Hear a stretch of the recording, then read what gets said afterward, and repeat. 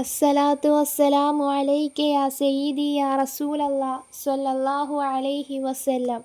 പ്രിയപ്പെട്ട മുഹിബീങ്ങളെ, അള്ളാഹുവിൻ്റെ അതിമനോഹരമായ നാമങ്ങളിൽ ഒന്നാണ് യാ ഫത്താഹു യാ അല്ലാ എന്ന നാമം. ഈ നാമത്തിൻ്റെ അർത്ഥം എല്ലാ അടഞ്ഞ വാതിലുകളും തുറന്നു തരുന്നവൻ, പ്രയാസങ്ങൾക്ക് പരിഹാരം നൽകുന്നവൻ, വിജയത്തിൻ്റെ വഴികൾ തുറന്നു തരുന്നവൻ എന്നൊക്കെയാണ്. നമ്മുടെ ജീവിതത്തിൽ പലപ്പോഴും നാം ചില ബുദ്ധിമുട്ടുകൾ നേരിടാറുണ്ട്.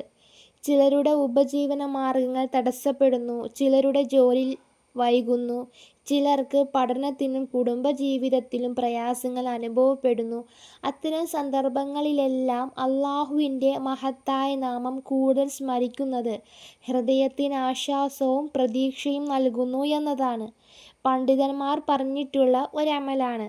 സുബിഹി നിസ്കാരത്തിന് ശേഷം കൈ നെഞ്ചിൽ വച്ച് യാ ഫത്താഹു യാ അല്ലാ എന്ന ഇസ്മ് 71 പ്രാവശ്യം ചൊല്ലുക. ഈ ദിക്ർ ആത്മാർത്ഥതയോടെയും അള്ളാഹുവിൻ്റെ പൂർണ്ണ വിശ്വാസത്തോടെയും ചൊല്ലുമ്പോൾ ഹൃദയത്തിന് പ്രകാശം ലഭിക്കുവാനും മനസ്സിന് വിഷമങ്ങൾ കുറയുകയും ചെയ്യുന്നു എന്നതാണ്. യാ ഫത്താഹ് എന്ന ചൊല്ലുമ്പോൾ നാം അള്ളാഹുവിനോട് പ്രാർത്ഥിക്കുന്നതും റബ്ബേ, എൻ്റെ ജീവിതത്തിലെ അടഞ്ഞുകിടക്കുന്ന നന്മയുടെ വാതിലുകൾ തുറന്നു തരണമേ, എൻ്റെ പ്രയാസങ്ങൾ എളുപ്പമാക്കണമേ, എൻ്റെ ഹൃദയം ശുദ്ധിയാക്കണമേ എന്ന അർത്ഥത്തിലാണ്. അതുകൊണ്ട് തന്നെ ഈ മഹത്തായ ഇസ്മ ധാരാളമായി ചൊല്ലുക, ശ്രമിക്കുക. ഇൻഷാ അല്ലാഹ് അല്ലാഹു സുബ്ഹാനഹു വ തആല നമ്മുടെ എല്ലാ പ്രയാസങ്ങളും എല്ലാ ബുദ്ധിമുട്ടുകളും മാറ്റിത്തരട്ടെ.